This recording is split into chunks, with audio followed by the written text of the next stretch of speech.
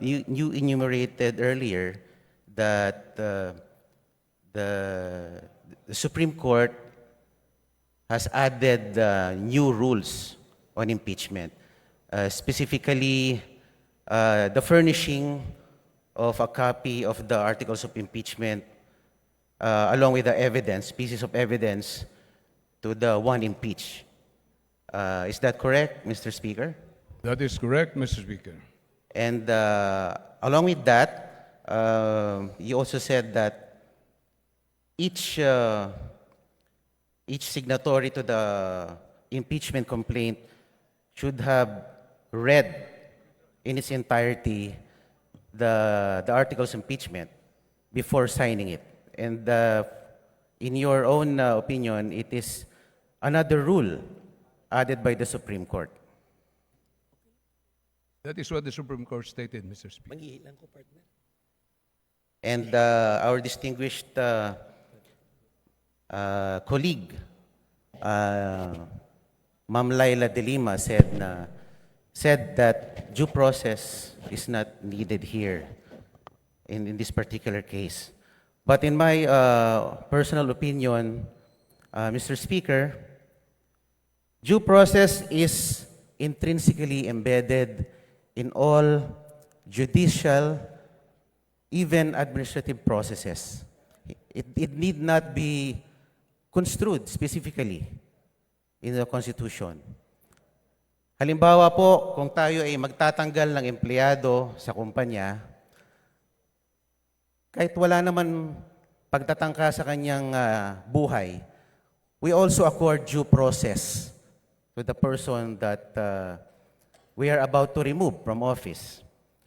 Usually, tayo po we ask for an explanation letter dun sa empleyado kung bakit niya, why he or she has breached a company policy. In other words, meron pong due process. And I think it need not be specifically stated in every ruling.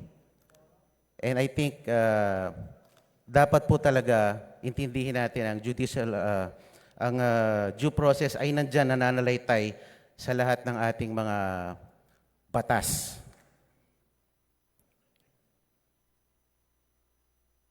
Mr. Speaker, ang impeachment po ay a class of its own. May tinatawag na substantive due process, procedural due process, administrative due process. At dito naman sa impeachment, ang sinasabi po ng kanina sa interpellation na ang process na ito, pag pumirma ang 1/3 of all the members, hindi naman nawawala ang sabi, wala dito yung due process dahil ang penalty dito, sabi po ng Honorable De Lima, ay removal from office, ang pinaka-harsh na penalty. Hindi yung katulad sa criminal or administrative. Pero, Madam Speaker, sa ganang impeachment po, ay pag pumirma po ng 1/3 of all the members of the House at sinumiti po ito sa Senado, nandoon pa rin ang due process. Kasi doon po ay may karapatan makinig at i-hear yung mga depensa po ng ini-impeach. Opo. Kung ito pong impeachment ay alang-alang sa accountability, hindi po ba dapat natin habulin ang Vice President sa Ombudsman at sa ibang mga korte? Sapagkat sa tingin ko, kung ang sanction lang ng impeachment ay tanggalin ang Pangulo sa kanyang pagkakaupo, hindi po siya mananagot ng maigi dun sa kanyang alleged misuse of confidential funds. Di ba dapat managot din siya sa kanyang di umano'y idinispalto na pera? Di po ba? We should seek other remedies like cases before the Ombudsman at ano pang mga korte. Madam Speaker, yung privilege speech ko po ay hindi po tungkol sa paghahabol sa Vice President. Ang privilege speech ko po ay tungkol po sa desisyon ng Supreme Court na gumawa po ng maraming requirements sa House of Representatives tungkol sa impeachment na exclusive power of the House of Representatives. Ganun po ang aking binitawang privilege speech, Madam Speaker. Just to reiterate, the topic of the Honorable Marcelo Libanan, our Minority Leader, is Senate action to archive the impeachment case of Vice President Sara Duterte.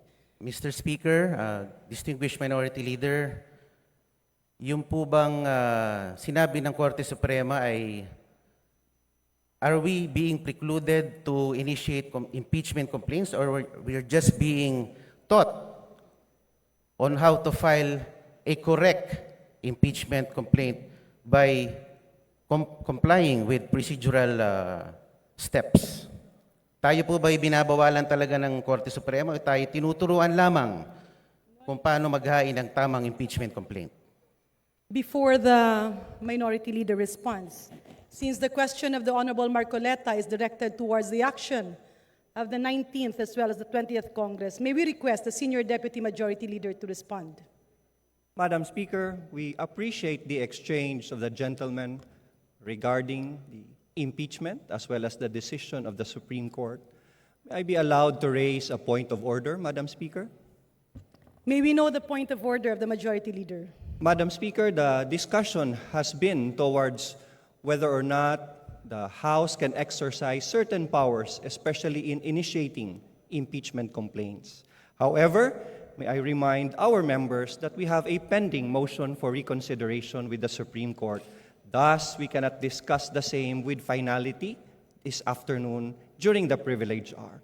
May I request the gentlemen if we can hold further deliberations, heated deliberations in the future, so that we can wait until our motion for reconsideration has been decided with finality by the Supreme Court. What does the Honorable Marcoleta say? May I proceed with my manifestation, Mr. Speaker? Madam Majority Speaker, Leader. can we let the Honorable Marcoleta finish his manifestation before we proceed to the next speaker to avail of the privilege hour? Thank you, Madam Speaker. Majority Leader, I believe the Honorable Libanan as well as the other members of the House are actually, we have 22 members listed for the privilege hour. That's right, Madam Yeah, Speaker. so I believe a manifestation can be taken up at the appropriate time once the privilege hour has been closed. Madam Speaker, I have already registered my intention to make a manifestation. Madam Speaker, a manifestation would be in order. Let's allow the Honorable Marcoleta to finish his short manifestation before we conclude the privilege speech and refer the same to the Committee on Rules. The Majority Leader's request is hereby granted. Thank you, Mr. Speaker. Sa pagtatapos po ng 2024, sinabi po ng ating mahal na Pangulo na ang impeachment ay hindi importante. Sabi niya, this does not make any difference to any single Filipino life. So why waste time on it? And despite the admonition of the President, the House, through one-third vote, transmitted the articles of impeachment to the Senate. Why didn't we heed the call of the President? Why did the HRR defy the President's pronouncement?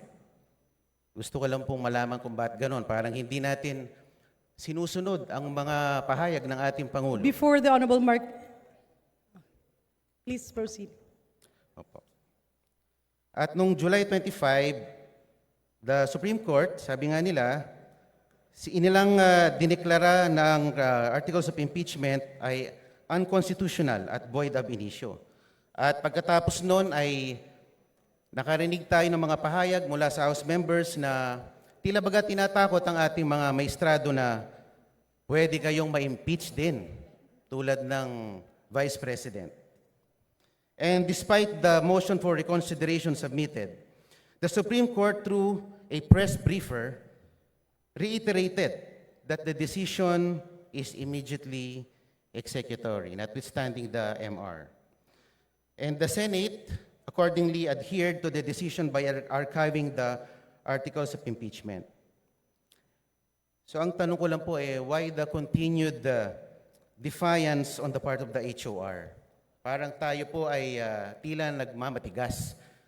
Samantalang ang Korte Suprema at ang ating co-equal body ng Senado ay tumalima na sa sinabi ng ating Korte Suprema. Alam naman po natin that the Supreme Court is the final arbiter on all disputes and controversies pertaining to constitutional issues. And the decisions released by the Supreme Court form part of our legal framework, form part of our legal system sa ating bansa. Dapat po nating galangin ang ating co-equal branch. Sinabi din po ng Pangulo sa isa sa kanyang mga panayam at huli-huli sa kanyang sona na ang Pilipino ay sawa na sa sobrang pamumulitika. So, buti pa ang ating Pangulo aware dito. At siyempre, kamakailan ay meron pong ibinalita na meron na naman pong Quadcom version 2.0. Alam naman po natin ang Quadcom ay nagagamit bilang political persecution more than a tool for legislation. At pinakita pa nga po ng Quadcom sa kanilang performance last year that it assumed judicial and prosecutorial roles, which is beyond the ambit of its legislative function.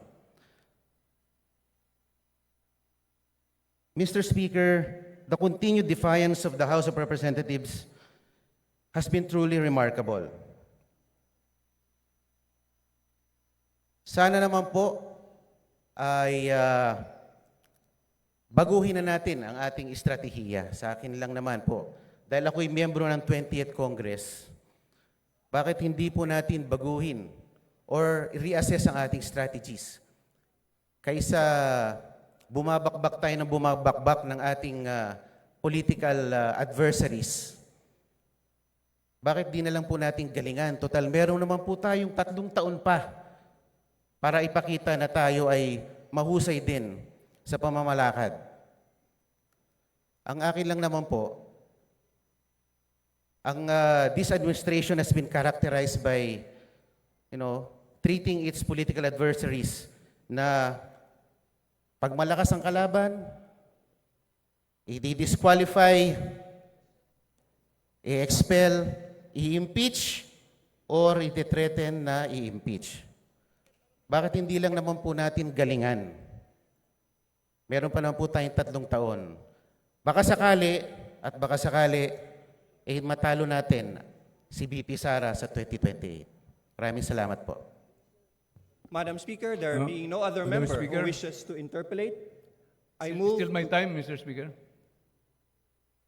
The Honorable Nonoy Libanan may proceed with his privileged speech. Mr. Speaker, gusto kong magpasalamat sa manifestation bagamat mahabang manifestation ni Congressman Marcolita. Pero yung sinabi po niya na may defiance ang House, parang narinig ko na may defiance ang House sa Supreme Court ruling. I beg to disagree, Honorable Marcolita, with that statement. Wala pong defiance ang House of Representatives. May motion for reconsideration po tayo. At kung sakali, I don't think ang House ay hindi susunod kung final and executory na ang ruling ng Supreme Court. Pero may oras pa tayo. At ito, ang chamber na ito ay ang precise venue to air our grievances. We represent all the people here, especially we in the minority.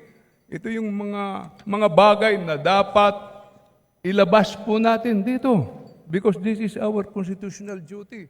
Obligasyon natin proteksyonan ang ating duties and obligations as a House. Obligasyon po natin palakasin ang House of Representatives dahil ito po isa sa matibay na pagbalansin ng power. Kung sobrang tapang ang Supreme Court, sobrang tapang ang Executive at mahina ang House, palagay niyo po ba tatayo ang ating bansa? Kaya lahat po tayo obligasyon patibayin ang kanya-kanyang mga sinumpang tungkulin. may duties and obligations po tayo. At kahit po masakit, kahit mahirap, kailangan natin ipaglaban ang ating konstitusyon. Yan po ang napakahalaga sa lahat. Maraming salamat po, Madam Speaker. Maraming salamat po sa aking mga kasamahan po. And if I may move, Madam Speaker, I would like to erase from the record the statement of the Honorable Marcoleta that defiance of the House of Representatives. Hindi po tayo nagde-defy. So move, Madam Speaker. There is a motion to delete from the records the statement, "The House is in defiance." Do I hear that right, Minority Leader? So any attribution to the statement of the Honorable Marcoleta stating that the House is in defiance of the Supreme Court ruling is hereby deleted. Majority Leader. Mr. Speaker, I am amenable to substitute the word defiance if the body will so allow.